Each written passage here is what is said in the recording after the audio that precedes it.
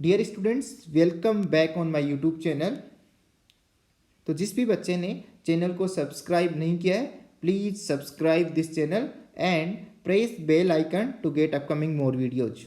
तो आज बच्चों हम ट्रिग्नोमेट्रिक इक्वेशंस में जो एक फॉर्मूला होता था cos theta is equal to cos alpha, इसमें जो थीटा की वैल्यूज होती थी वो कैसे फाइंड आउट करें, इसका हम प्रूफ देखेंगे।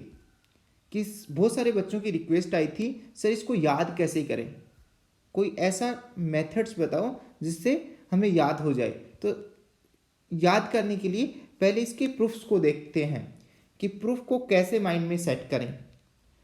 तो प्रूफ देखने से पहले हम एक एग्जाम्पल की हेल्प से सॉल्यूशंस के पैटर्न्स को आइडेंटिफाई करते हैं। तो एक एग्जाम्पल देखो बच्चों, cos theta is equal to 1/√2, then find out all the values of theta which satisfy this equation. मतलब आपको जनरल सॉल्यूशन फाइंड आउट करना है कि कौन कौन सी वैल्यूज हम पुट करें कोस में, जिससे आपको आंसर क्या मिले बच्चों, 1/√2 मिले। तो आइडेंटिफाई करो कि कोस थीटा किस किस क्वाड्रेंट में पॉजिटिव होता है बच्चों। फर्स्ट एंड फोर्थ क्वाड्रेंट में, फर्स्ट एंड फोर्थ क्वाड्रेंट में कोस थीटा क्या होता है बच्चों, पॉजिटिव होता है। सेकंड एंड थर्ड क्वाड्रेंट में कोस की वैल्यू नेगेटिव होती है। तो सेकंड एंड थर्ड क्वाड्रेंट में कोई भी एंगल इस इक्वेशन का सॉल्यूशन नहीं हो सकता, दिस कीप इन माइंड। तो जो भी सॉल्यूशंस आपको मिलने वाले हैं वो फर्स्ट और फोर्थ क्वाड्रेंट में मिलने वाले हैं। तो क्या बच्चों आप एक ऐसा एंगल फाइंड आउट कर सकते हो जिस पर कोस अप्लाई करें तो you will get 1/√2 in the first quadrant, yes, cos π/4। अब यदि आप फर्स्ट क्वाड्रेंट में एंगल थीटा है, तो यदि आप फोर्थ क्वाड्रेंट में पहुंचना चाहते हैं तो कैसे रीच करोगे, 2π - थीटा। तो आप जानते हो कोस ऑफ 2π - थीटा भी किसके इक्वल होता है बच्चों, कोस थीटा के इक्वल होता है। तो यदि थीटा π/4 हो तो cos 2π - π/4 is same as cos theta. तो बच्चों ध्यान से सुनो, आपको गिवन ट्रिग्नोमेट्रिक इक्वेशन क्या थी, cos theta is equal to 1/√2। 1/√2 की जगह आप क्या सब्स्टिट्यूट कर सकते हो बच्चों, कोस π/4 इन टर्म्स ऑफ कोस। क्या बच्चों इस रिजल्ट की हेल्प से आप कोस π/4 को लिख सकते हो कोस 2π - π/4। वैल्यू चेंज नहीं होगी, एंगल्स चेंज हो जाएंगे। Cos π/4 is same as cos of 2π - π/4। तो यहां से जब आप कंपेयर करोगे कौन कौन से थीटा इसको सेटिस्फाई कर रहे हैं बच्चों, π/4 एंड 2π - π/4 एंगल्स इस गिवन ट्रिग्नोमेट्रिक इक्वेशंस को सेटिस्फाई कर रहे हैं, तो ये सॉल्यूशंस होंगे।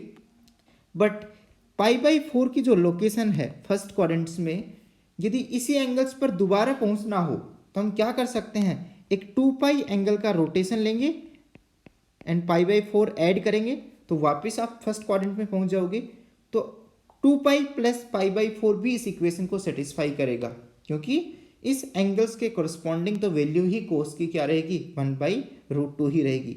सिमिलरली यदि यहाँ पहुँचना है तो क्या करेंगे बच्चों, अगेन एक रोटेशन ले लेंगे 2π का, इस एंगल में एक 2π का रोटेशन लेंगे तो वहीं उसी एंगल पे पहुंच जाएंगे which is present in fourth quadrant.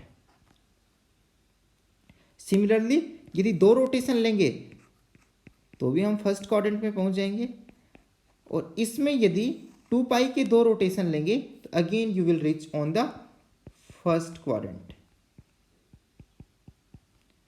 Sorry you will reach on fourth quadrant.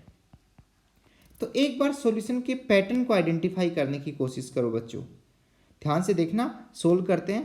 पहला आपको जो सॉल्यूशन मिला है π/4, this solution can be written as 2π × 0 + π/4।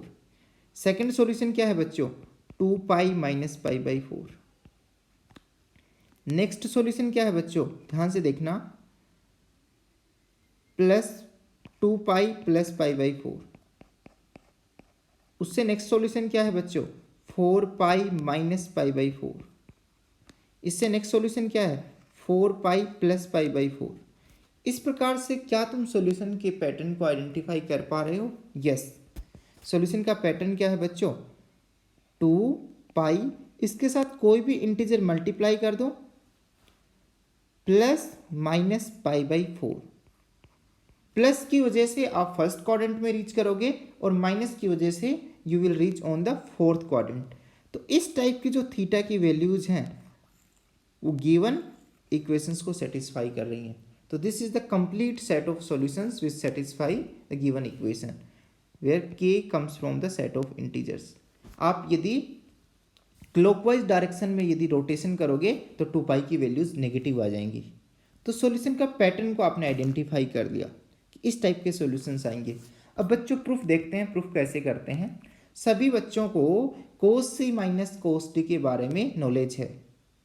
cos c minus cos d का क्या फॉर्मूला होता है बच्चों, फैक्टराइजेशन फॉर्मेट में minus two sine of c plus d by two into sine of c minus d by two. तो इन सभी trigonometric equations का प्रूफ करने का आइडिया क्या है, फैक्टराइजेशन फॉर्मूला। तो cos theta is equal to cos alpha की यदि आप सॉल्यूशन फाइंड आउट करना चाहते हो तो सबसे पहले कोस अल्फा को लेफ्ट हैंड साइड में सेंड करो, तो you will get cos theta minus cos alpha equal to zero and apply the formula of cos C minus cos T. C की जगह क्या है बच्चों, थीटा, डी की जगह क्या है बच्चों, अल्फा। Apply this formula. अब यदि एक्सप्रेशन प्रोडक्ट फॉर्मेट में आ गया, फैक्टराइज फॉर्मेट में आ गया और राइट साइड में जीरो है, तो आप क्या कमेंट कर सकते हो फैक्टर्स पर कि क्या तो sine theta minus alpha by two को जीरो होना पड़ेगा या बच्चों sine of theta plus alpha by two को जीरो होना पड़ेगा, तभी इनका प्रोडक्ट जीरो हो सकता है। कम से कम एक फैक्टर्स को जीरो होना पड़ेगा। एक भी फैक्टर्स यदि जीरो हो गया तो left hand side and right hand side equal हो जाएगी। नाउ ध्यान से देखो बच्चों, साइन ऑफ समथिंग जीरो कब होता है, जब साइन के जो अंदर एंगल है वो किसका मल्टीपल होना चाहिए, पाई का इंटीग्रल मल्टीपल होना चाहिए। और same sine of something, sine of Ram is equal to zero, तो राम जो एंगल होना चाहिए वो किसका मल्टीपल होना चाहिए, पाई का मल्टीपल होना चाहिए। तो बच्चों ये जो एंगल है वो किसका मल्टीपल होना चाहिए, पाई का इंटीग्रल मल्टीपल होना चाहिए। क्या तो ये पाई होना चाहिए, two pi, three pi, four pi, इस टाइप की वैल्यूज होनी चाहिए, minus pi, minus two pi, so on. तो थीटा की वैल्यूज क्या होगी बच्चों, can you solve the values of theta? Yes, इस टू को मल्टीप्लाई कर दो तो टू एन पाई और इस अल्फा को राइट हैंड साइड में सेंड कर दो तो you will get theta is equal to two n pi plus alpha. और यहां से भी थीटा की वैल्यू सोल्व करो तो you will get two n pi minus alpha. तो थीटा की वैल्यू क्या तो ये होनी चाहिए और या ये होनी चाहिए। क्या इन दोनों को एक ही रिप्रेजेंटेशन में लिख पाएंगे, क्या इन दोनों को कंबाइंड कर सकते हैं? यस, दोनों में टू एन पाई आ रहा है, यस। अब अलग अलग लिखने की बजाय में एक साथ लिख देते हैं, टू एन पाई के साथ प्लस अल्फा भी सॉल्यूशन होगा एंड माइनस अल्फा भी सॉल्यूशन होगा। तो ये सारे आपके पास क्या आ गए बच्चों, complete set of solution set आ गया। Which equation, cos theta equal to cos alpha.